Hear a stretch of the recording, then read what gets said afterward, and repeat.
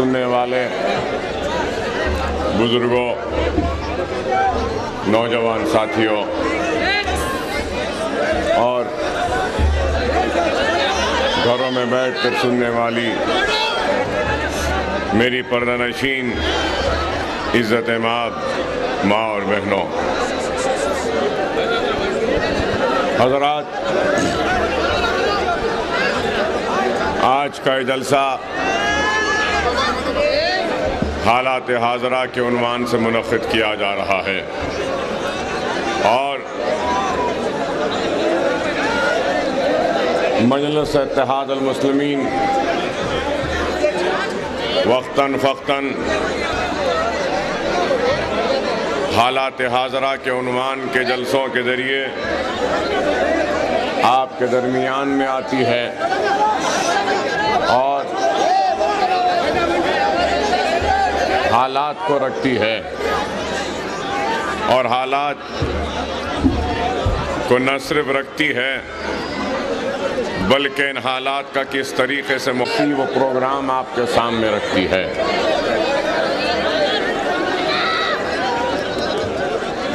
हाज़रीन जलसा, किसी भी कौम की कामयाबी के लिए जोश और वलवले की ज़रूरत होती है और वो कौम जिसमें जोश न हो वो कौम कामयाब व कामरान नहीं हो सकती। लेकिन इस हकीकत को भी हमको भूलना नहीं है कि सिर्फ जोश हमको मंजिल तक नहीं पहुंचाता बल्कि कौम की बेदारगी के लिए जोश की ज़रूरत होती है और जोश के साथ अगर मंजिल को हासिल करना है, मकसद को हासिल करना है तो उस जोश को होश की भी ज़रूरत होती है। और आज आपके इस जोश को देखकर दिल चाहता है कि अपनी जान आपके कदमों की नज़र कर दूं कि इतना जोश है, इतना वलवला है, सिर्फ जोश नहीं है, वलवला नहीं है, बल्कि इस जोश में मोहब्बत भी है, खुलूस भी है। और आज अगर हम अपने इस जोश को कामयाबी की मंजिल तक पहुंचाना चाहते हैं तो हमको अपने जोश को काबू में रखते हुए होश के साथ काम करना होगा, क्योंकि जोश और जज्बा, मैंने पहले भी कहा कि कौम की बेदारगी के लिए ज़रूरी है, लेकिन जब कौम बेदार हो जाती है तो फिर हमारा जोश ऐसे नहीं होना कि जैसा एक सोडा बॉटल है कि यूँ हिलाया, खोला तो जोश है, फिर बैठ गया तो बिल्कुल ही बैठ गया।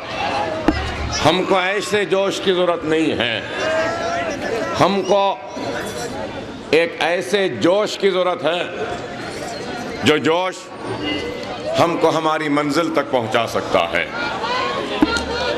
और हमारी मंजिल अगर क्या है तो हमारी मंजिल है तो हमारा इत्तेहाद, हमारी मंजिल है तो वो ये कि दुश्मनाना इस्लाम के खिलाफ एक सीसा पिलाई हुई दीवार की तरह मजबूती के साथ खड़े रहें और हर आने वाली मुसीबत का मुकाबला करें। जोश ऐसा ना हो कि सिर्फ नारेबाजी और जज्बात तक महदूद हो जाए।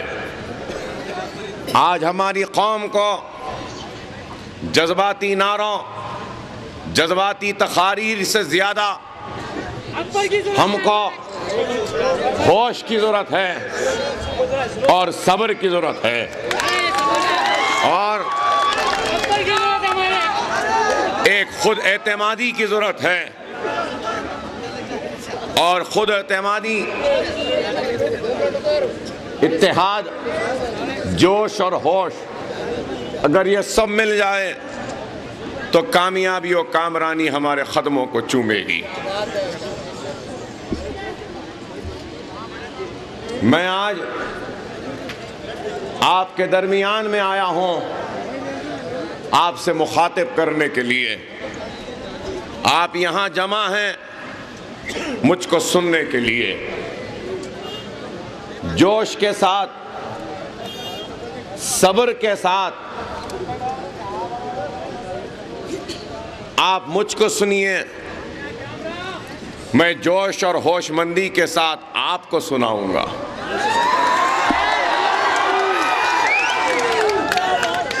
अगर एक ही तरफा जोश रहेगा तो फिर मेरा जोश आप कैसे देखेंगे?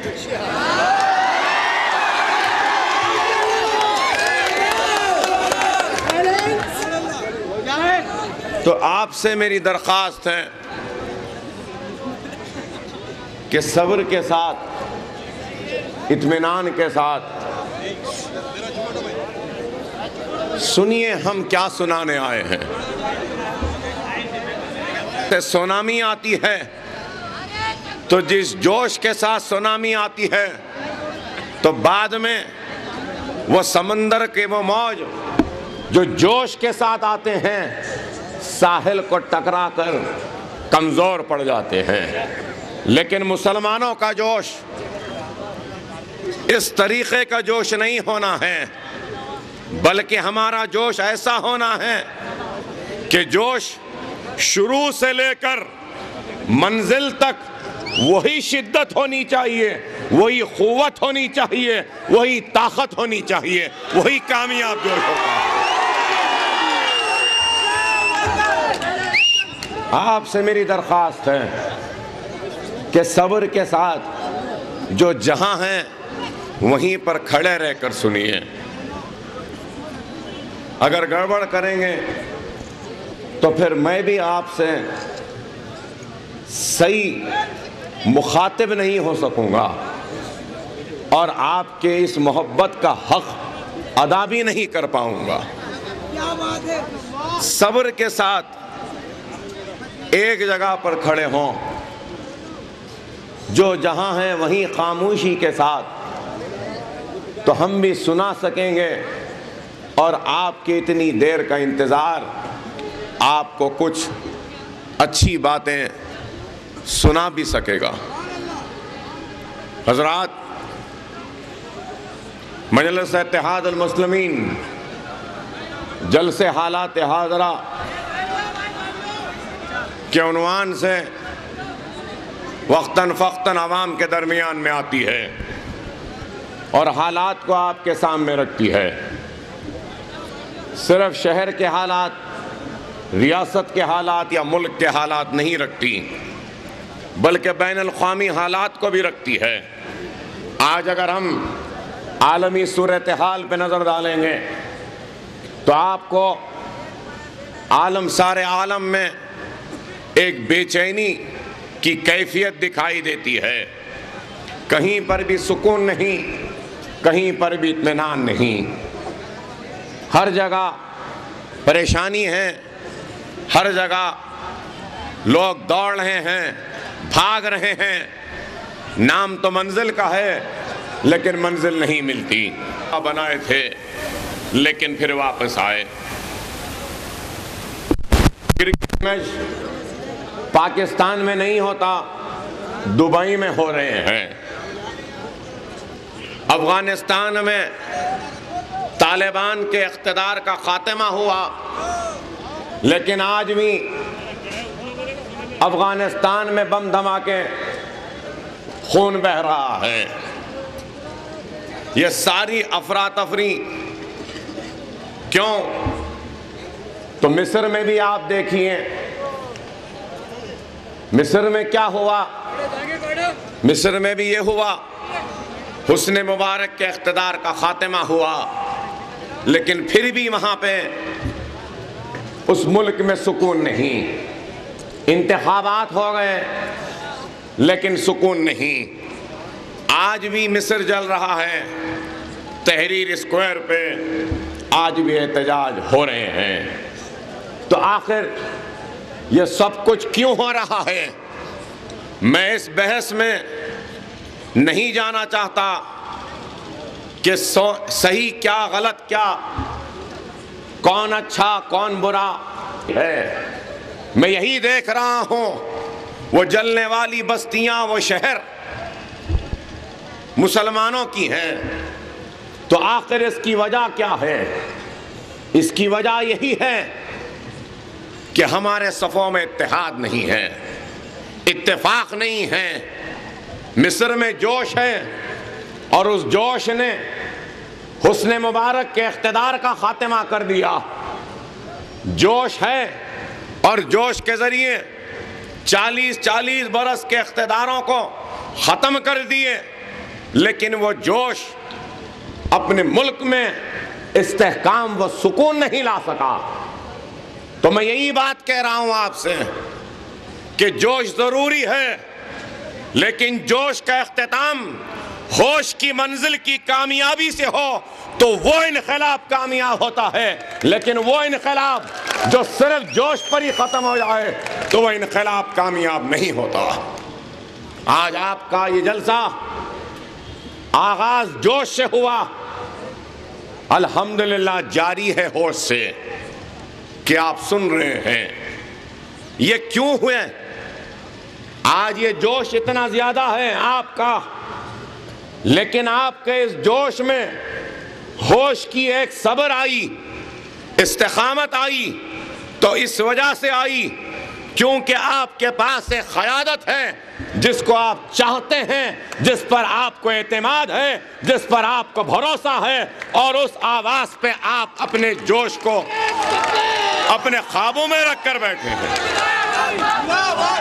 लेकिन आज आलम अरब के सूरत हाल नहीं। आज आलम अरब परेशानी के आलम में है। हर जगह पर एक इंतशार की कैफियत है। तो ऐसे इन हालात में, और अगर मैं आपके सामने अगर आलम अरब के वाक़यात को बयान कर रहा हूँ तो क्यों बयान कर रहा हूँ? इसलिए बयान कर रहा हूँ कि आलम अरब के हालात का असर हिंदुस्तान पे भी होता है। खिलाफत उस्मानिया के खात्मे के बाद जो अफरा तफरी आलम इस्लाम में आई थी, यहाँ बैठे नौजवान नहीं जानते, लेकिन बुजुर्ग जानते हैं कि कैसी अफरा तफरी आई थी। इसी हिसाब से वो कौम जो सारे आलम के और आलम इस्लाम के हालात से बाखबर रहती है, सारी दुनिया में इस्लाम के खिलाफ एक मुनज़्ज़म साजिश के जरिए बदनाम करने का मंसूबा बनाया गया, और वह मंसूबे का आगाज अगर हुआ तो वर्ल्ड ट्रेड सेंटर न्यूयॉर्क के हमले से हुआ कि 2 बुलंद इमारतें गिरी, और उसके बाद इल्ज़ाम लगा तो इस्लाम और मुसलमान पर, और हर जगह इस्लाम को दहशतगर्दी का मजहब कहकर बदनाम किया जाने लगा, तो दूसरी तरफ मुसलमान को दहशतगर्द कह के मुखातिब किया जाने लगा। अफगानिस्तान पर भी हमला उस पर हुआ, और एक मुनज़्ज़म साजिश के जरिए इस्लाम को ख़त्म करने, इस्लाम को बदनाम करने और इस्लाम के तरफ राग़िब होने वाले, खींचे चले आने वाले वो बेचैन दिलों को इस्लाम से दूर करने की कोशिश की गई। इस हकीकत से कोई इनकार नहीं कर सकता कि हर एक इंसान में बेचैनी होती है, एक इस्तिराब रहता है, और दुनिया के बेचैन जहनों को और मुस्तरिब क़ल्ब को अगर कहीं पर सुकून मिला तो वो दीन इस्लाम में मिला, और दीन इस्लाम के तरफ आगे बढ़ने लगे तो यहूद और नसारा परेशान होने लगे और इस्लाम को बदनाम करने के लिए एक साजिश रचाने लगे। अगर आपने आज का एतमाद अखबार पढ़ा तो एतमाद में एक छोटी सी खबर आई कि दुनिया के आबादी में इस वक्त, सारी दुनिया की आबादी में इस वक्त मुसलमानों का फीसद 35% हो चुका। तो आप अंदाजा लगाइए कि 35% आबादी सारे दुनिया में मुसलमानों की है तो कितनी बड़ी ताकत है। अरे गौर करो कि 35% हमारी आबादी है तो पेट्रोल की दौलत से माला माल भी आलम इस्लाम है, तो सोने की दौलत से भी माला माल आलम इस्लाम है। और मैं ये भी कहूं तो गलत ना होगा कि सबसे बड़ी दौलत, पेट्रोल से बड़ी दौलत, सोने से बड़ी दौलत, हीरे मोतियों से जमीन, वो जायदाद से बढ़कर अगर कोई दौलत है तो वो दीन इस्लाम है, ला इलाहा इल्लल्लाह मुहम्मद रसूलुल्लाह है। अल्हम्दुलिल्लाह वो दौलत भी मुसलमान के पास है। आज दुनिया कहती है कि मुसलमान गरीब है। अरे जो दीन इस्लाम से दूर है वो गरीब है, जिसके पास दीन इस्लाम की दौलत है वो सबसे रईस और दौलतमंद है। लेकिन अफसोस के बाद साथ कहना पड़ता है कि दीन इस्लाम को आज हम समझने से कासिर हैं। मुसलमानों, कलमा ला इलाहा इल्लल्लाह मुहम्मद रसूलुल्लाह कितनी देर में पढ़ा गया? 2-3 सेकंड भी नहीं लगे। लेकिन क्या तुम कलमे की ताकत से वाकिफ हो? अरे कलमा पढ़ तो लेते हैं लेकिन कलमे की ताकत से वाकिफ नहीं। तर्जुमा क्या है? नहीं है कोई माबूद सिवाय अल्लाह के, मोहम्मद रसूलुल्लाह सल्लल्लाहु अलैहि वसल्लम अल्लाह के रसूल है। ला इलाहा इल्लल्लाह मुहम्मद रसूलुल्लाह। लेकिन हम कलमे की ताकत से वाकिफ नहीं।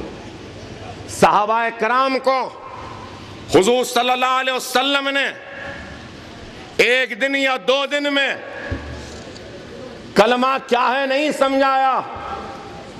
सहाबाए कराम को हुजूर सल्लल्लाहु अलैहि वसल्लम 3.5 बरस तक सिर्फ ला इलाहा इल्लल्लाह मुहम्मद रसूलुल्लाह कलमे की ताकत को बयान करते रहे। सहाबाए किराम ने सरकार से पूछा कि सरकार कलमे की ताकत क्या है? तो हुजूर सल्लल्लाहु अलैहि वसल्लम हदीस शरीफ में इरशाद फरमाते हैं कि वो मुसलमान जो सच्चे दिल से, सदक़े दिल से ला इलाहा इल्लल्लाह मुहम्मद रसूलुल्लाह पढ़ ले तो वह कलमा पढ़ते पढ़ते समुंदर को पार कर सकता है। अरे ये कलमा है, ये कलमे की ताकत है। लेकिन ऐ मुसलमानों, क्या तुम अपने कलमे की ताकत से वाकिफ हो? नहीं है। अरे आज हमको सिर्फ कलमा पढ़ना नहीं है, कलमे की ताकत से वाक़फ़ियत हासिल होनी होगी। और इस्लाम क्या कहता है हमको ये समझना होगा। एक तरफ हमारे पास कलमा है तो रसूलुल्लाह सल्लल्लाहु अलैहि वसल्लम की उम्मत है हम। सरकार की उम्मत का मुकाम क्या है? अरे सरकार की उम्मत का मुकाम ऐसा है कि मैं बयान करूं तो सारी रात गुजर जाएगी लेकिन मैं हक अदा नहीं कर सकूंगा। बस सिर्फ यही कहूंगा कि मूसा ने जिद की थी अल्लाह से गुफ्तगू करने की, तो अल्लाह से गुफ्तगू जब मूसा ने की तो अल्लाह ने हुक्म दिया मूसा 40 दिन का रोजा रखो, उसके बाद गुफ्तगू कर सकोगे। तो मूसा ने 40 दिन का रोजा रखा, फिर अल्लाह से गुफ्तगू की, और अल्लाह से गुफ्तगू की तो अल्लाह से एक सवाल किया कि अल्लाह तूने जो इज्जत व मुकाम व शर्फ मुझको बख्शा मुझसे गुफ्तगू करके, क्या तू अपने किसी दूसरे बंदे को इस इज्जत और इस मुकाम से सरफराज फरमाएगा?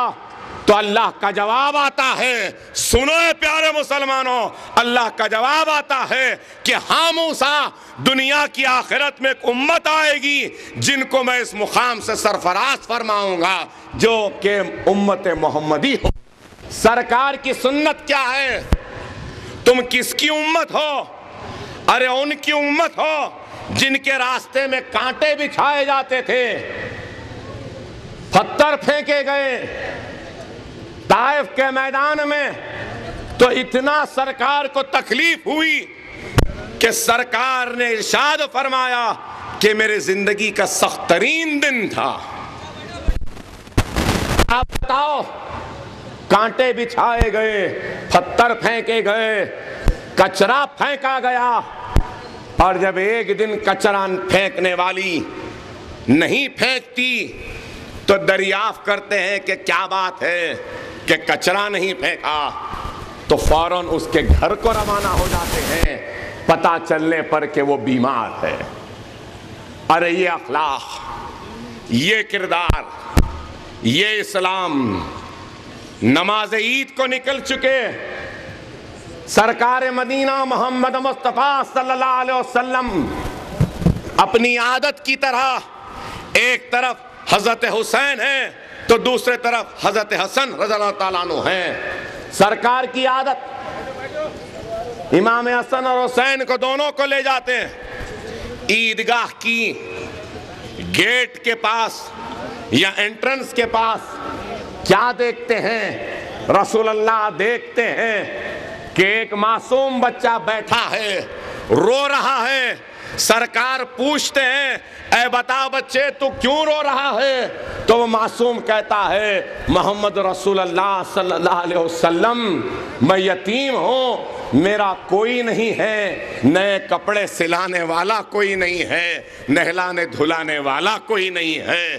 तो मोहम्मद मुस्तफ़ा सल्लल्लाहु अलैहि वसल्लम उस लड़के को लेकर घर वापस जाते हैं। हजरत फातिमा रज़ियल्लाहु तआला अन्हा से कहते हैं, ऐ फातिमा, इस बच्चे को नहलाओ धुलाओ, खुशबू लगाओ, हसन या हुसैन के कपड़े हैं तो पहनाओ, खुशबू लगाओ, इसको ईद की नमाज को ले जाना है।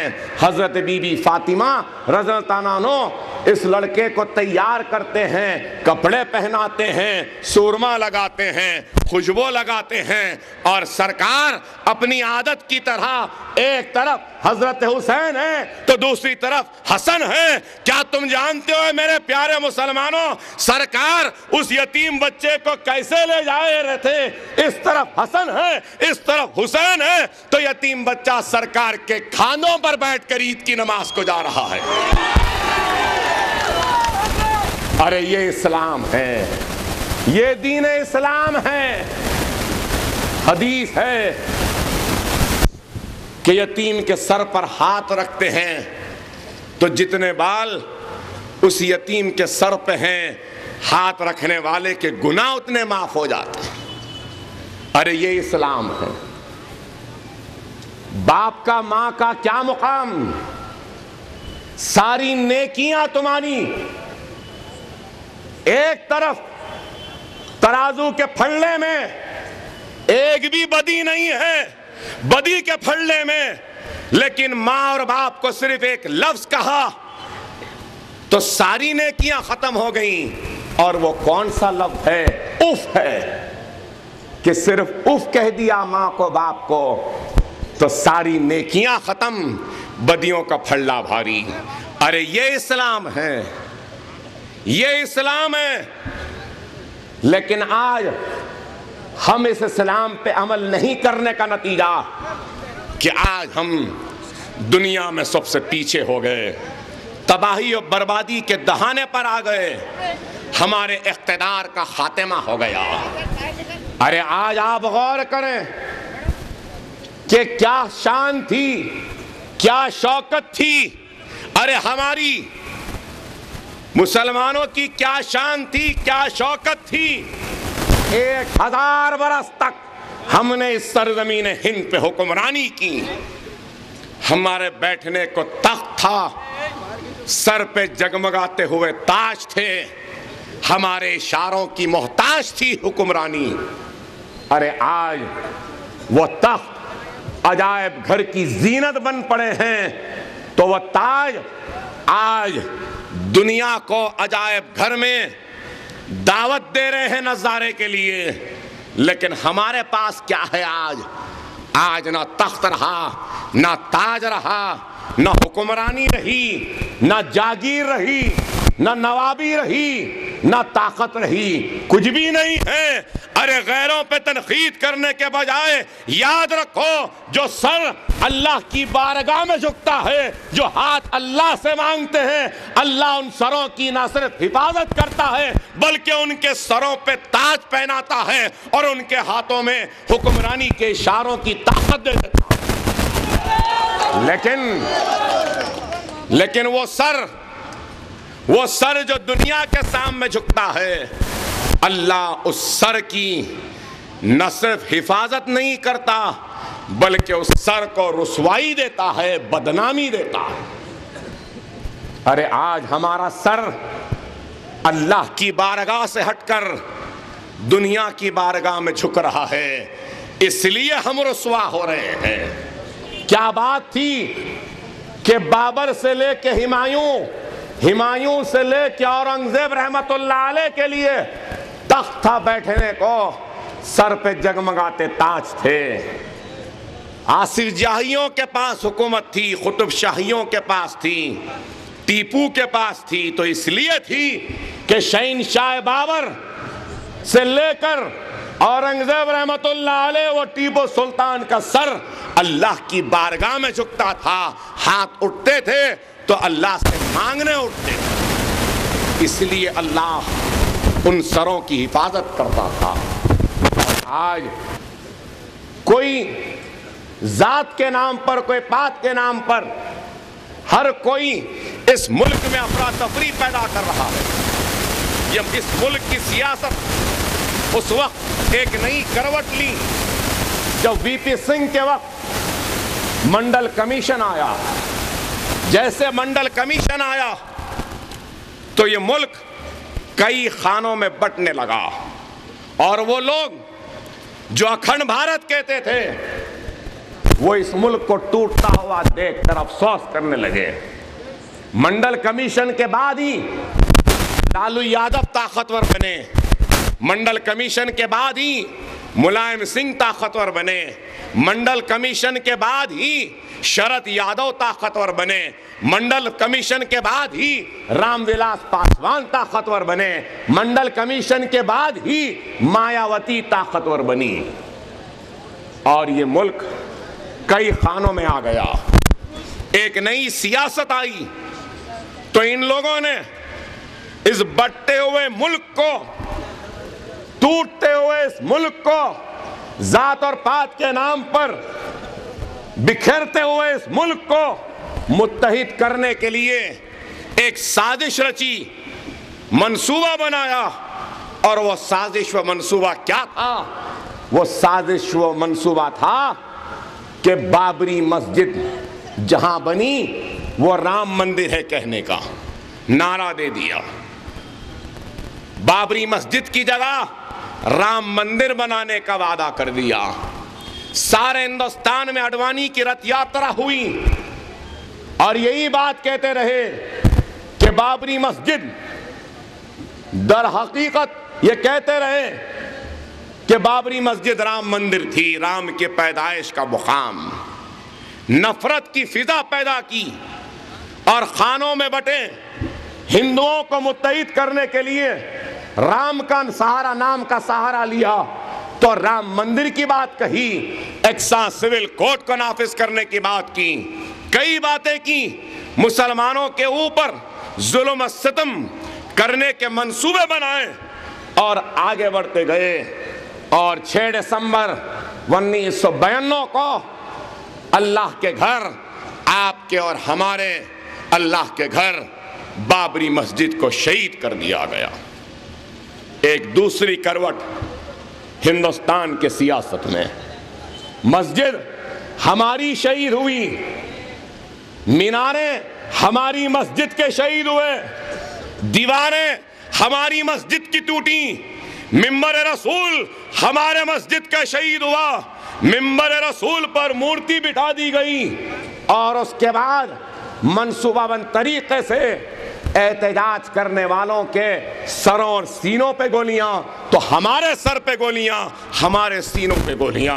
फिर उसके बाद इस गुस्से को दबाने के लिए बंबई में नस्लकशी का फिसाद, गुजरात में फिसाद, टाडा के नाम पर हजारों मुसलमानों को गिरफ्तार किया गया। आप बताइए, मस्जिद की शहादत हमारा नुकसान, क्या मुसलमान का नुकसान नहीं? क्या आपका नुकसान नहीं? हमारा नुकसान हुआ। अरे होता क्या, अगर एक घर है, 4 भाई हैं, एक घर है, घर में 4 भाई रहते हैं, 4 भाइयों में इख्तिलाफ है, लेकिन बाजू घर वाला कोई गैर आके अगर उनके घर पे हमला करता है तो चारों भाई इख्तिलाफ को भूलकर एक जगह खड़े होकर निकल जाते हैं। निकलते या नहीं बताइए? तो नुकसान हमारी मस्जिद का हुआ, शहीद हमारी मस्जिद हुई, गोलियों में मरे हम, शहीद हुए हम, बस्तियां जली हमारी, इस्मत लुटी हमारी, आबरू लुटी हमारी, बच्चे यतीम हमारे हुए, सुहाग हमारी बहू और बेटियों का उजड़ा, बस्तियां हमारी उजड़ी, दुश्मन वार पे वार कर रहा है, लेकिन हम हैं कि मुत्तहिद होने का नाम नहीं लेते। अरे गौर करो ऐ मेरे प्यारे मुसलमानों, हिंदुस्तान में सिखों की तादाद कितनी है? 2 करोड़ सिख हैं। सुनेरी गुरुद्वारा में इंदिरा गांधी हिंदुस्तान की फौज को घुसाती है और उसके बाद में कैसा एहतजाज हुआ, ऐसा एहतजाज हुआ सिखों का, ऐसा इंतखाम हुआ सिखों का कि नेहरू व गांधी खानदान अपने गलती के माफी के लिए एक सिख को हिंदुस्तान के वजारत उज़्मा के कुर्सी पर फायज कर देती है, मनमोहन सिंह को बिठा देती। 2 करोड़ सिख हैं। मुसलमान कितने इस मुल्क में? 25 करोड़ मुसलमान हैं, लेकिन फिर भी 25 करोड़ मुसलमान मुत्तहिद नहीं, एक मरकज सियासी पे नहीं। उसका नतीजा यह है कि आज हमारी आवाज में ताकत नहीं, हमारे आवाज से कोई डरता नहीं, हमारी पुकार पर कोई तवज्जो नहीं देता, हमारी चीखों पे कोई मदद के लिए नहीं आता, हमारे जेलों में तड़पने वाले बच्चों की रिहाई के लिए कोई आवाज नहीं बुलंद करता। क्यों? इसलिए कि हमारे सफों में इत्तेहाद नहीं। अरे इत्तेहाद को पैदा करो। 25 करोड़ मुसलमान, अरे आज है, 1000 बरस पहले तो मैंने समझता 1 करोड़ भी थे होंगे इस मुल्क में। फिर कैसे इस मुल्क पे 1000 बरस हुक्मरानी करे?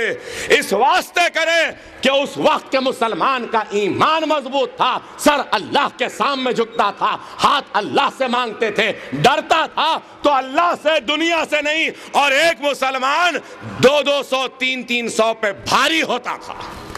इसलिए सलाहुद्दीन अय्यूबी की तारीख पढ़ो। सलाहुद्दीन अय्यूबी बैतुल मुक़द्दस को कब्जा करें तो सारी दुनिया के अंग्रेजों के पादरियों ने काला झुब्बा पहन लिया था, सारी दुनिया की दौलत जमा हुई, सब लड़े, तो एक सलाहुद्दीन अय्यूबी के सिपाही को 300 काफिरों से लड़ना पड़ता था, 300 काफिरों से। जंग बदर में क्या थे, क्या तादाद हमारी ज्यादा थी? जंग बदर में ना हाथी थे ना घोड़े थे, जंग आलूद हथियार थे, सौओं की तादाद में थे, वो हजारों की तादाद में थे, फिर भी कामयाबी हुई। तो कैसे हुई? एक साहबी ने सरकार से कहा कि सरकार मैं भूखा हूं, मेरा पेट देखिए कैसा हो गया, अंतड़ियों को लग गया। तो सरकार अपना अमामा हटा के बताते हैं कि देखो मेरे पेट को, कि एक नहीं 2-2 पत्थर बंधे हुए थे। अरे ये ईमान था, पेट पे पत्थर बांध कर भी काफिर से मुकाबला करने की हिम्मत थी, जुनून था, दीवानगी थी, ईमान की कैफियत तारी थी, ताकत थी, सरकार की सुन्नत थी, रहनुमाई थी, इसलिए आगे बढ़ के निकलते थे, क्योंकि ला इलाहा इल्लल्लाह मोहम्मद रसूलुल्लाह के कलमे की ताकत का उनको अंदाजा था। आज नहीं। 6 दिसंबर आया, बच्चे झंडे लेके निकल गए, बंद मना लिए। जरूर बंद मनाओ, जरूर झंडियां बताओ, लेकिन ऐ मुसलमानों, अल्लाह के घर की हिफाजत अल्लाह से बढ़ के उसके बंदे नहीं कर सकते। क्या आप और हम मिलके अल्लाह के घर की हिफाजत अल्लाह से बढ़ के कर सकते हैं? तो सवाल यह है कि फिर अल्लाह ने अपने घर की शहादत की मंजूरी क्यों दी?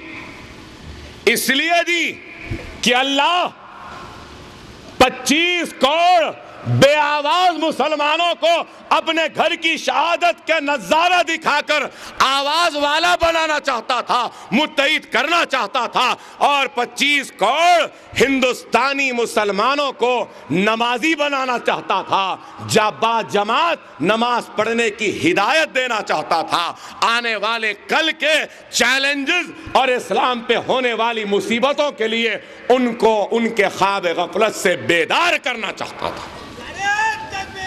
लेकिन हमने क्या अल्लाह के घर की शहादत के पीछे छुपे अल्लाह के पैगाम को समझा? क्या हमने अल्लाह के घर की शहादत का हक अदा किया? अरे मुसलमानों, गौर करो, एक घर अगर गांव में या शहर में खाली रहे, 1 महीना, 2 महीने, 3 महीने, साल भर, 2 साल, कोई भी नहीं आ रहा, तो एक 2-3 बरस बाद कोई तो भी घुस के बैठ जाता, नहीं बैठता? उसमें बैठता है नहीं? बताइए। फिर अगर आप और हम अल्लाह के घर को वीरान करेंगे तो फिर दुश्मन की नजर अल्लाह के घर पे उठेगी और वह बढ़ेंगे। अगर हम अल्लाह के घर को आबाद रखेंगे तो किसी की मां नहीं जानी जो हमारे घरों पर हमारे अल्लाह के नजर उठा कर देखे। अरे मसाजिदों को आबाद रखो, नमाज पढ़ो, पाबंदी से बाजमात मस्जिदों में नमाज पढ़ो, तो फिर कोई तुम्हारे अल्लाह के घर को शहीद नहीं कर सकता। समझो मेरी इस बात को, समझो इस पैगाम को। अरे अगर अब नहीं समझेंगे तो कब समझेंगे? 19 बरस गुजर चुके, क्या हम करें? बाजू कर्नाटक स्टेट है, एक भी मुसलमान रुकने पार्लियामेंट नहीं। मुसलमानों की आबादी कितनी है कर्नाटक में? आपको सुन के हैरत होगी, 12% है। महाराष्ट्र में मुसलमानों की आबादी 14% है, एक भी मुसलमान रुकने पार्लियामेंट में नहीं। आंध्र प्रदेश में मुसलमानों की आबादी 9%, कम से कम एक तो मुसलमान रुकने पार्लियामेंट है, बैरिस्टर असदुद्दीन ओवैसी। अरे गौर करो मुसलमानों, अरे होना तो ये चाहिए था कि हिंदुस्तान की पार्लियामेंट में 50 मुसलमान अरकान पार्लियामेंट होते। अगर 50 अरकान पार्लियामेंट होते तो खुदा की कसम बाबरी मस्जिद के मुकदमे का फैसला इलाहाबाद हाई कोर्ट का जो अब आया, ऐसा नहीं आता था। बाबरी मस्जिद अब तक दोबारा तामीर हो चुकी होती। हमारे ईमान वाले मुसलमान अराकीन पार्लियामेंट हिंदुस्तान की पार्लियामेंट में हो, अरे ऐ नादान मुसलमानों, मैं यहां चीखूंगा तो वहां के चौरस्ते की आवाज जाकर दम तोड़ देगी, और चीखूंगा तो और दूर तक जाएगी, और चीखूंगा तो हलक से खून निकलेगा, और अगर तकरीर करूंगा तो पुलिस की बेचैन गोलियां आपके और मेरे सीने में दाग दी जाएंगी, और चीखूंगा तो शायद मर जाऊंगा, यहां पे लोग मर जाएंगे। लेकिन अगर यही चीख हिंदुस्तान के ऐवान पार्लियामेंट में होगी, असेंबली में होगी, तो ये आवाज चौरस्ते पे नहीं सारी दुनिया में जाएगी, सारी दुनिया में गूंजेगी।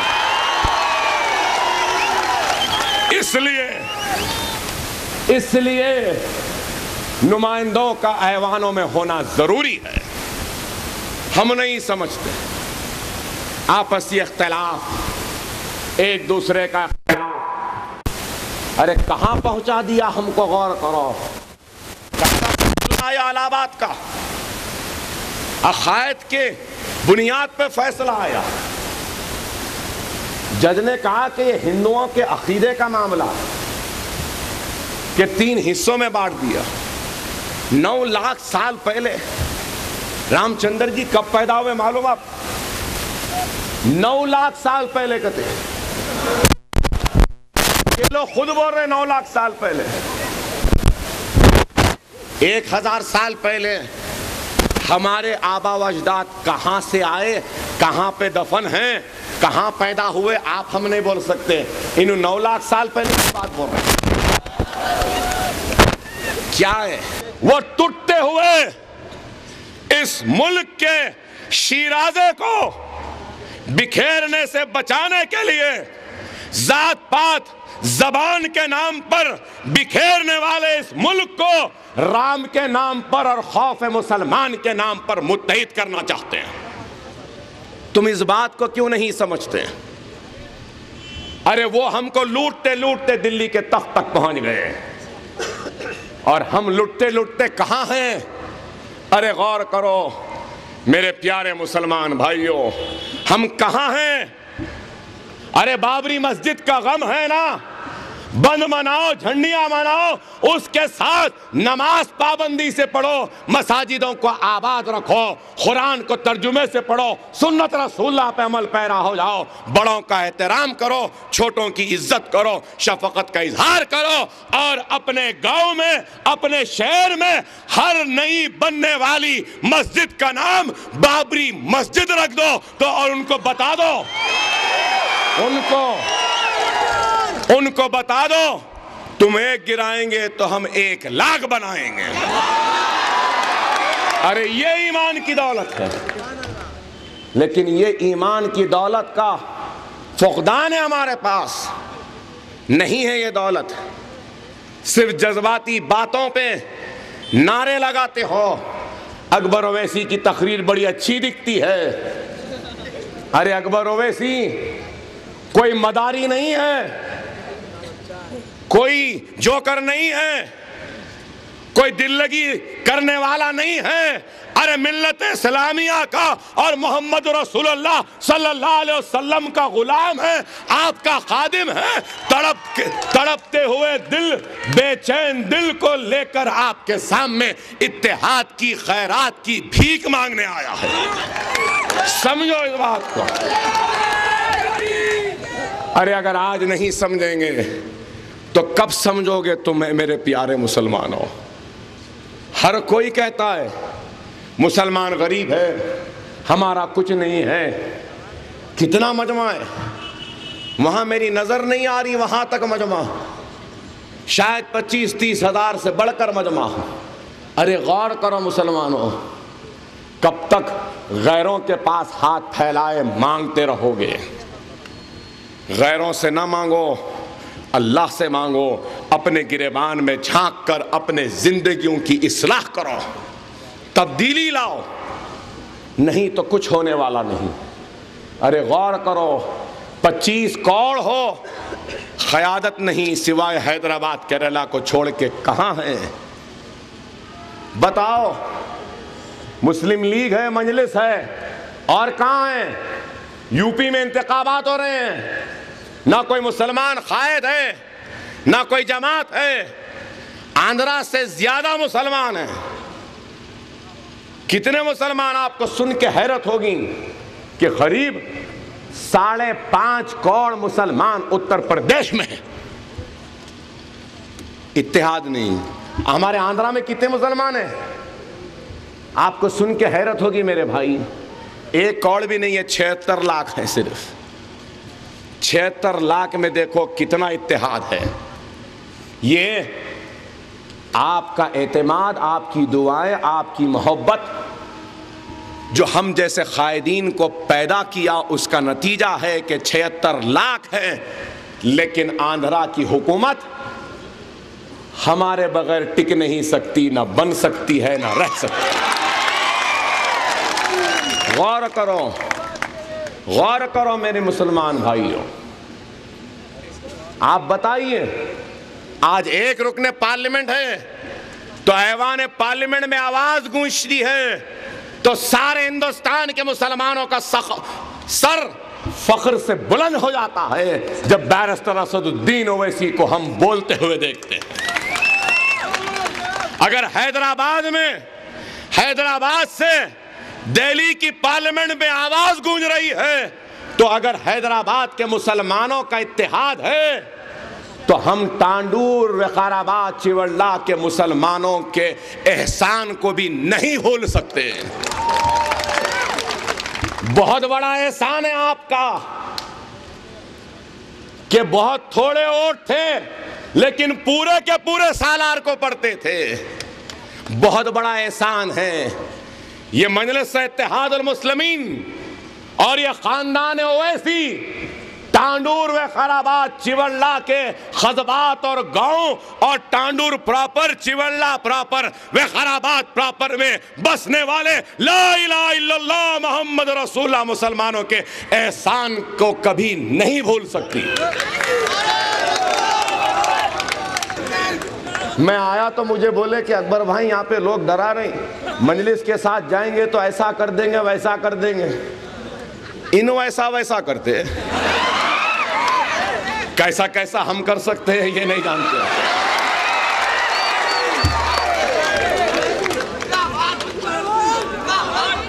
अरे हम गुरूर नहीं करेंगे, तकब्बुर नहीं करेंगे, लेकिन ए तांडूर के गयूर मुसलमानों याद रखो, रिज़्क़, इज्जत, जिल्लत, दौलत, शोहरत सब अल्लाह के हाथ है, किसी के हाथ नहीं होते। अरे इतना मजमा अगर उठ के खड़ा हो जाए तो किसकी मां जनी जो हमको डराए? कौन मां का जना है डराने वाला? आ जाए हम भी देखें। अरे डरने घबराने की जरूरत नहीं है। डर और इस्लाम एक साथ नहीं चलता। डर और मुसलमान एक साथ नहीं रह सकता। हम डरते हैं तो सिर्फ खुदा से, अल्लाह से, और किसी से नहीं। खुदारा ऐ नौजवानों, घबराओ नहीं, फिक्र ना करो, अकबर ओवैसी की जान में भी जान है। अगर धक्का लगेगा मेरे कलमों को, भाई को, तो याद रख लो डराने वाले, हम तुमको ऐसे धक्के मारेंगे कि तुम हमारे धक्कों से का ताब नहीं ला सकोगे। डरने वो घबराने की जरूरत नहीं है। मजलिस इत्तेहादुल मुस्लिमीन क्या करती, ये 2-4 क्या कर लेते, एक क्या कर लेता, बहुत बोलते थे ना। अरे मजलिस क्या कर रही है आज दुनिया देख रही है। अरे असेंबली में ये शेरवानी जब खड़े होती है ना तो पूरे 294 में परेशानी तारी हो जाती है। हैबत होने लगती है कि नहीं मालूम अब क्या बोलने वाला है अकबर, नहीं मालूम, परेशान होते हैं। असेंबली में जाता हूं तो मिनिस्टर का नाम लेना नहीं चाहता। असेंबली में गया, मेरा क्वेश्चन था, चिट्ठी आई एक, मैं चिट्ठी उठा के देखा क्या है, तो एक मिनिस्टर साहब, नाम नहीं लेता, जाने दो, अब लिखे, कहते हैं चिट्ठी में बोल रहे हैं, अकबर भाई रहम करो, पहला दिन है असेंबली का, मिनिस्ट्री चले जाएंगी। मैंने कहा क्या बाबा क्या करूं? हाथ जोड़ के बोले सरकार खामोश बैठ जाओ। अरे आप बताओ मजलिस क्या करी, पूछते हैं। अरे आज नरसिम्हा राव की बरसी हुई ना, मजलिस क्या करी याद है, देखने वालों ने देखा भी है, सुनने वालों ने सुना भी है। नरसिम्हा राव की मौत के बाद ऐवान असेंबली में ताजियत की करारदाद आई तो हर किसी ने नरसिम्हा राव की तारीफ की, राजशेखर रेड्डी ने तारीफ की, चंद्रबाबू नायडू ने तारीफ की, टीआरएस वालों ने तारीफ की, कम्युनिस्ट वालों ने तारीफ की, रेड्डी ने तारीफ की, राव ने तारीफ की, हर एक ने तारीफ की, कहा तेलुगु बिड्डा टिड्डा फुला शुला क्या क्या की बोल के तारीफ करे। और ताजियत की करारदाद आने के बाद मर गया बोल के हर कोई बोलते अच्छा था, फुला था, ये था, वो था। मेरा मौका आया, मैं सालार को फोन किया और पूछा कि नरसिम्हा राव की करारदाद आ रही है, तो सालार मुझे एक ही जुमला बोले, मुसलमानों की अजमत, वो वक़ार की जिम्मेदारी तुम्हारे सर पर है। ऐसे अल्फाज अदा करो कि मुसलमानों की अजमत और शान और शौकत उनके गुरूर में कमी ना आए, कहकर फोन रख दिए। और मैं जब असेंबली में आया तो असेंबली के चपरासी मुसलमान जो थे, पुलिस वाले रोके मुझे, बोले अकबर भाई नको जाओ, आप गए तो तारीफ करना पड़ेगा। मैंने कहा मुसलमान मुझे असेंबली में जाने को भेजे हैं, असेंबली से भागने को नहीं भेजे। हम गए असेंबली में, याद होगा मुसलमानों को, अरे असेंबली में खड़े होकर मैंने कहा कि जिस नरसिम्हा राव की मौत की ताजियत आई है ऐवान असेंबली में, अरे ये नरसिम्हा राव कोई और नहीं, मुसलमानों को धोखा देने वाला धोखेबाज बेईमान गद्दार का नाम है नरसिम्हा राव, जिसने पार्लियामेंट में कहा था कि मस्जिद को बचाएगा, बेईमान ने धोखा दिया। नेशनल इंटीग्रेशन काउंसिल में कहा मस्जिद को बचाऊंगा, लेकिन धोखा दिया। सुप्रीम कोर्ट में हलफनामा दाखिल किया, धोखा दिया।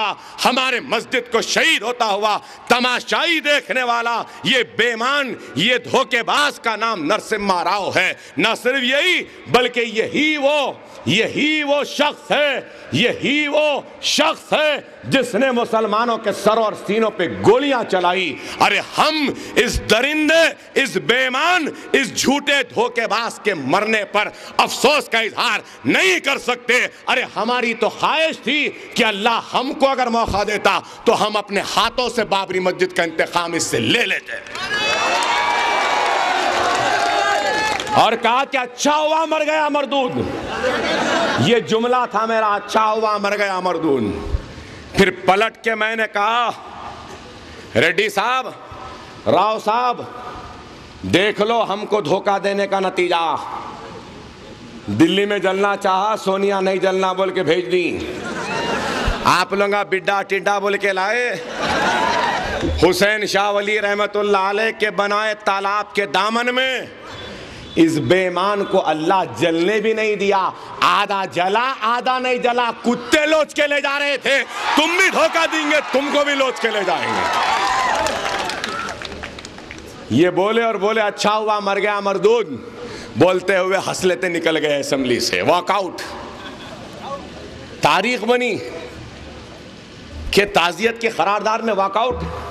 लोग बोले अकबर साहब वॉकआउट। मैंने कहा ये ईमान का मामला है, इस मामले में कोई मफाहमत नहीं। ये सर कट सकता है लेकिन झुक नहीं सकता। अरे ये सर अब हमारा सर नहीं रहा। ये सर मुसलमानों की अजमत की निशानी है, मुसलमानों के गुरूर की निशानी है, मुसलमानों के इत्तेहाद की निशानी है। अगर ये सर झुकेगा तो सारे मुसलमानों के झुकने के बराबर है। हम कभी नहीं झुकाएंगे। अरे हमने असेंबली में ये बहस की, सिर्फ जज्बाती बातें नहीं की। आज 310 करोड़ अक़लियतों का बजट है। कौन बनाए? राजशेखर रेड्डी जब थे, मैं अपनी तकरीर में कहा, रेड्डी साहब आप में मोदी में कोई फर्क नहीं दिख रहा। बोले अकबर इतना सख्त अल्फाज, इतना सख्त जुमला, मैं मोदी के बराबर। मिला फिर मोदी नहीं है तो ये बजट क्या है? भीख दे रहे नहीं। अरे हमको भी दो। बीसी की स्कॉलरशिप 3,000 रुपये, 24,000 रुपये, 10,000 रुपये। हमारे बच्चों की स्कॉलरशिप 30 रुपये, 100 रुपये। ये भीख का खैरात नहीं है तो फिर क्या है? अगर तुम मोदी नहीं हो रेड्डी तो तुम मुसलमानों की स्कॉलरशिप भी बीसी, एससी, एसटी के बराबर करो, और नहीं करेंगे तो हम समझेंगे कि तुम में और उस मोदी में कोई फर्क नहीं है।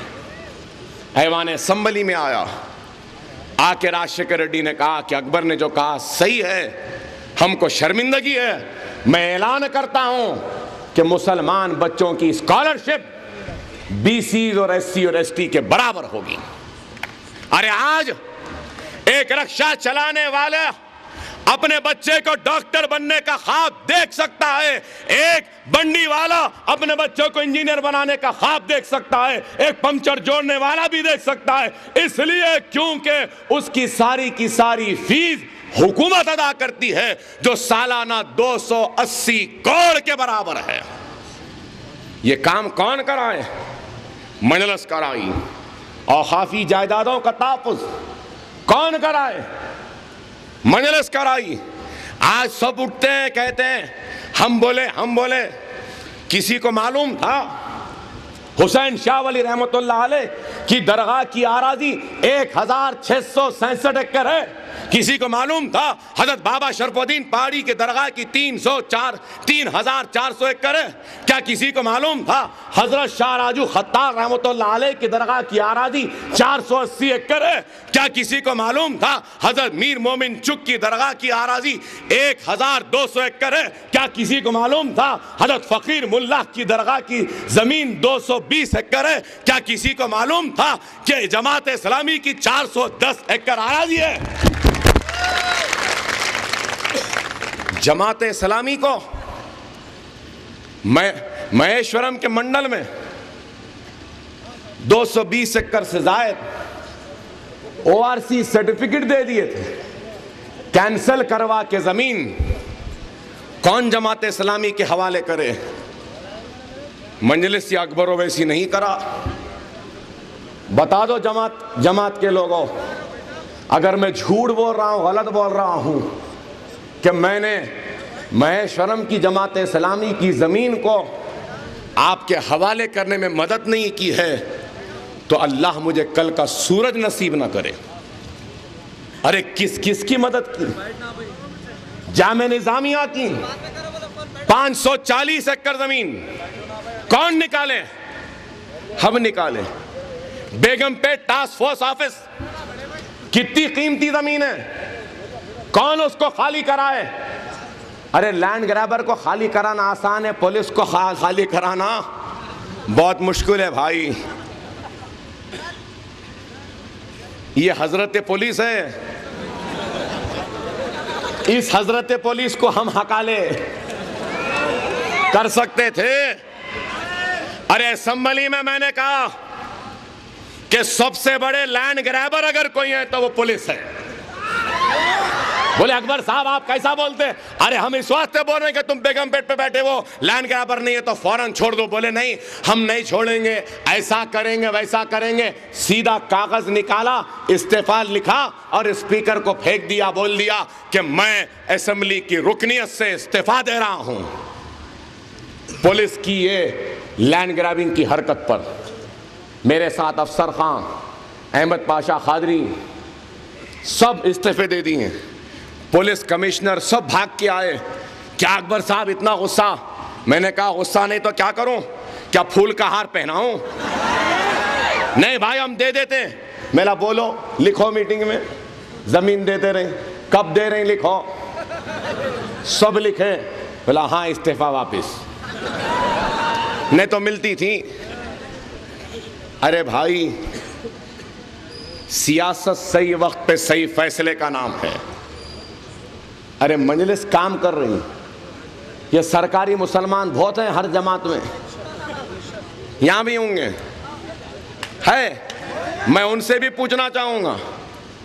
अरे भाई मजलिस क्या करी क्या करी क्या करी पूछ रहे हैं। अरे रड्डियों की हुकूमत बची हुई है तो मजलिस की वजह से। ये असेंबली के सेशन में मजलिस की ताईद नहीं होती तो कांग्रेस की हुकूमत रहती। अरे हम ताईद करें तो कैसे लिए, किसके लिए करें? हजरत बाबा शरफुद्दीन साहब की पहाड़ी की 35 एकड़ जमीन वापस करो। हाँ 100 हाई स्कूल बनाओ। हाँ मुसलमान बच्चे जो कांस्टेबल का इम्तिहान लिख रहे हैं तेलुगु में है, उर्दू में भी पर्चा होना।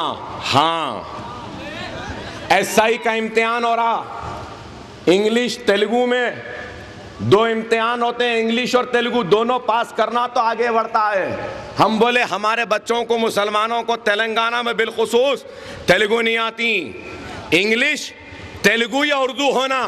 तो बोले हाँ। फिर हम बोले village revenue officer, village revenue assistant का इम्तिहान तेलुगु में हो रहा, हमारे बच्चे तेलुगु में कहां से लिखेंगे? उर्दू में होना। हाँ फिर उसके बाद हम बोले कि विलेज रेवेन्यू असिस्टेंट वो विलेज रेवेन्यू ऑफिसर में डिस्ट्रिक्ट यूनिट बनाए, मुसलमान को नहीं आ रहा। मंडल यूनिट बनाए आप लोग, मंडल नहीं बनाना, डिस्ट्रिक्ट यूनिट बनाओ, उर्दू में इम्तिहान रखो, हमारे बच्चे आएंगे। बोल दिए हाँ। राजीव, क्या है वो? राजीव किरणलो, ये तेलुगु नामा मेरे जबान पे चढ़ते नहीं, क्या है वो? युवा युवा युवा किरणलाल भारत, जो भी है वो जबान पलटती नहीं मेरी। उसमें हम बोले कि माइनॉरिटी सब प्लान होना। आज अखबार में आया माइनॉरिटी सब प्लान आ गया। फिर हम बोले कि आप घर बना रहे हैं, जमीन दे रहे हैं, ये प्रोग्राम्स कर रहे हैं, आप हर प्रोग्राम में 15% मुसलमानों का हिस्सा देना। तो बोले हाँ। मावेदा मक्का मस्जिद के बम धमाकों में बेकसूर मुसलमानों को जेल में डाले, उनको मावेजा दो, सर्टिफिकेट दो, पुलिस के खिलाफ कार्रवाई करो। बोले हाँ हमारे बाप, हाँ हाँ हाँ बोले। अरे बोलो बाबा, बाप को बाप नहीं बोलने वाला हमको बाप बोल रहा।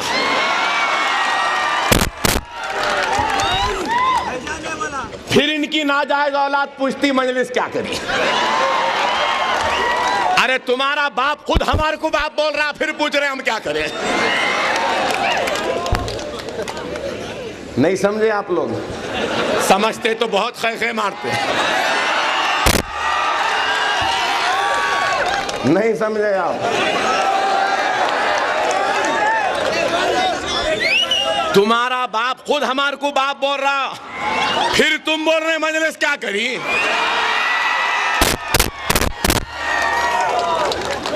अब समझे ना? हाँ।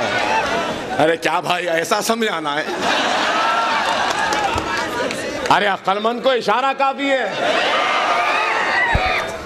मजलिस ये काम कर रही है। चीफ मिनिस्टर ऐवान में कहता है कि मैं माफी चाहता हूं मुसलमानों से मक्का मस्जिद के धमाकों में। महाराष्ट्र का चीफ मिनिस्टर बोला, वहां भी कांग्रेस है, राजस्थान का चीफ मिनिस्टर बोला अजमेर के धमाकों में मुसलमान है, वहां भी कांग्रेस है, नहीं बोले। फिर आंध्रा में कैसा बोले? इस वजह से बोले क्योंकि आंध्रा के मुसलमानों में इत्तेहाद है, ईमान जिंदा है, मजलिस है और हम जैसे कायदीन है, इस वास्ते उनको बोलना पड़ता है। जब तक मजलिस है हम मुसलमानों के हर मसाइल पे लड़ेंगे, जान की बाजी लगा देंगे, हुकूमत के गिरबान को पकड़ के अपना हक मांग लेंगे। बस आपसे आखिर में एक बात कहूंगा कि अकबर ओवैसी का एक हदिया है जो अकबर ओवैसी हर जगह से मुसलमानों से मांगता है, ले जाता है। मेरी कमज़ोर आवाज़ की ताकत है तो वह आपका हदिया है, मेरी लड़खड़ाती आवाज़ की ताकत है तो वो मैं एक हदिया मांगता हूँ। और वो हदिया है कि वहाँ आखिर में, वहाँ ऊपर, यहाँ नीचे हर मुसलमान की आवाज़ से मैं जोरदार नारे तकबीर अल्लाह अकबर सुनना चाहता हूँ। ऐसा सुनना चाहता हूँ, इतनी आवाज़ तेज हो कि आज अयोध्या में राम मंदिर बनाने वालों का ख्वाब चुकना चूर हो जाए, नींदों में से